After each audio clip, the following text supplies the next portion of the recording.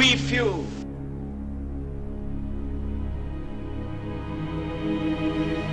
We happy few.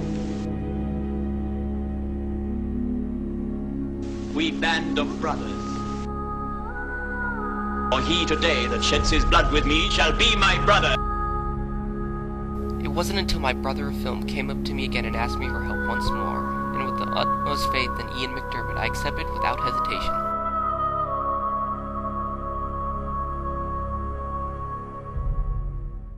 Ian and Stephen Hayes were making an absurdist film for their English class, and boy did he plan it out to the T. He had a script, storyboards, music, notes, and pretty much everything he needed for this project. I said I'd help him as a cameraman, editor, and producer, but I said I would not direct it. But Ian, being a very capable and visionary filmmaker just like myself, said I would not have to worry about it and he'd take care of everything. This was a relief because I was so used to doing a lot of the work. The film was called Our Lady of Good Counsel College Preparatory Academy.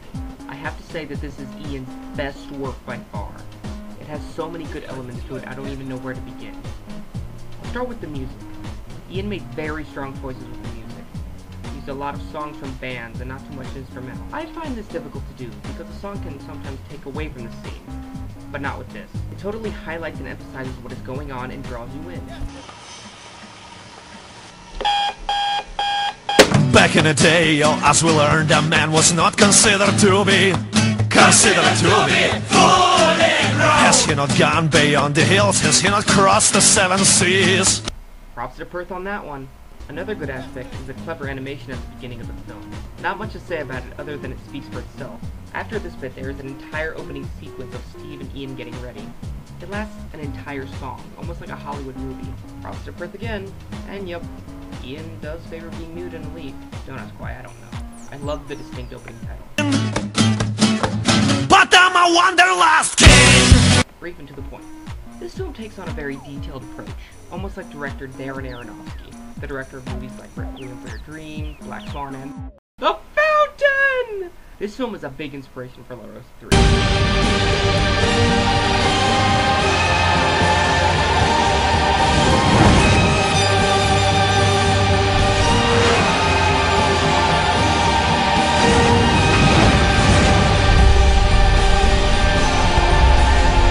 Together we will live forever.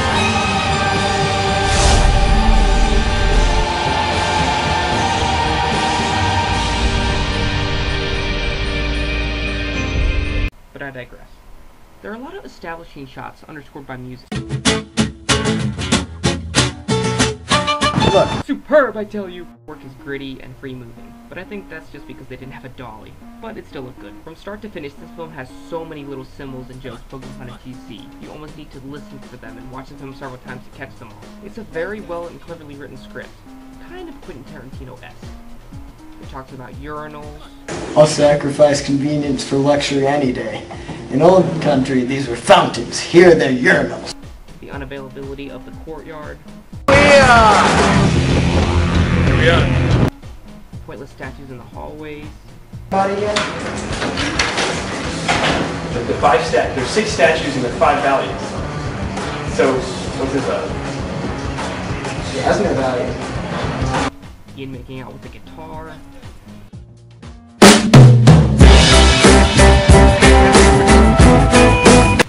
Steve talking about how a banana is proof that God exists. Peels perfectly, and look at how it protects your hand from the sun. Okay? Steve's art project montage. So how'd that art project turn out?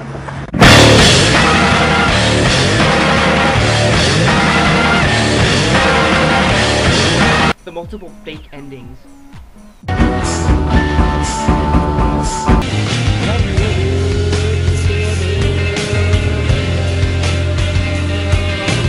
And of course, the old good counsel versus the new one. Around here. Don't be ridiculous. We've moved into the middle of nowhere. Look around you. In Wheaton, we had a metro station, numerous bus lines, a library with real-life books, restaurants, people who walked, and parks, and there was stuff to do. Steve does bring up some good points here. I love the ending when it comments on how the school put all of its funding into the athletics and zipped into the fine arts.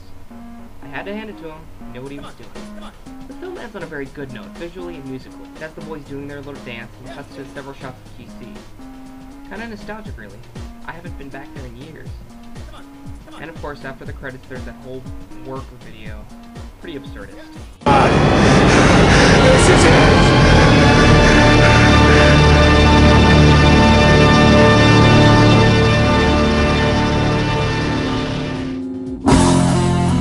It was so long. Felt to sit through the whole thing. And of course, the well-earned bow at the end. Bravo! And when I saw the raw footage, I was like, I had no idea what he was getting at. So, Ian stepped into the editing chair for the first time and spliced his vision together. He wasn't that experienced with Pinnacle, but he was a quick learner and had a lot of help from me. The end result was, I've gotta say, really something. He wanted an absurdist film, and he pretty much got it. It really pokes fun at the ridiculous nature of the New Good Council and all its flaws. The film runs just over 33 minutes long, and broke all the other film record times. This film really worked for several reasons, many of which I just stated. But I think the main reason was because Ian knew what he wanted. He planned it out, made choices, and took risks, including that leap bit. But he did work very hard on it. The film is incredibly silly, yes, but it has heart. This was Ian's last hurrah of GC, and I was glad I was a part of it.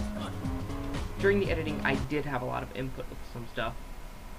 It was very Ian McDermott-esque, but I tweaked things here and there to make it a little more cohesive and smooth. That's what she said! I feel that if we put this much effort into La Rosa 3 as we did with this film, I think we'll finally get that awesome third installment we always wanted.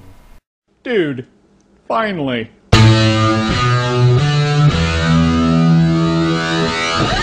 Believer, no spoilers, so I'm not spoiling shit for you.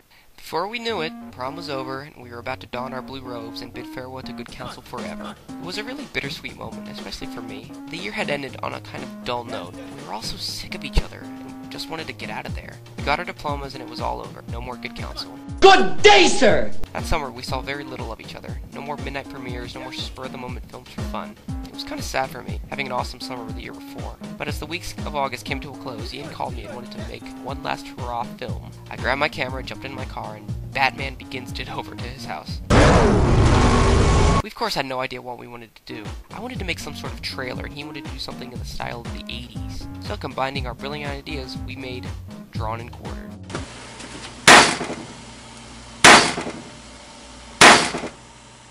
Bradley, what are you doing? I'm building a time machine. A ridiculous trailer for a non-existent film. Basically, Ian plays a guy that goes back in time to kill George Washington for having shot his ancestor. Almost 200 years ago, my ancestor, Thomas J. Warnsworth, was killed in a duel with George Washington. Pretty awesome. The trailer is so bad looking, but that's exactly what we wanted. We shot it with the intention of it looking awful. So in a way, it's beautifully awful.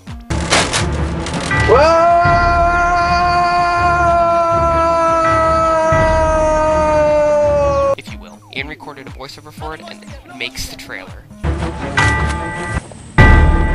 worry, I know what happens. From the future. I felt like this was my final act, and I'd be done with film after this for a long time. It felt appropriate that I ended it with the person that I began with. I'm coming for ya!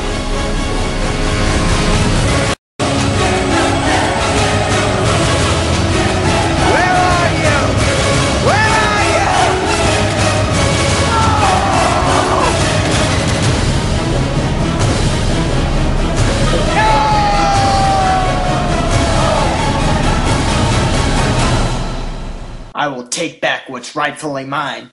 Hello, George. Kill George Washington! I left for college days later and bid farewell to my life in Maryland. But a pleasant surprise was awaiting all of us when a franchise we thought to be long dead suddenly came back to life.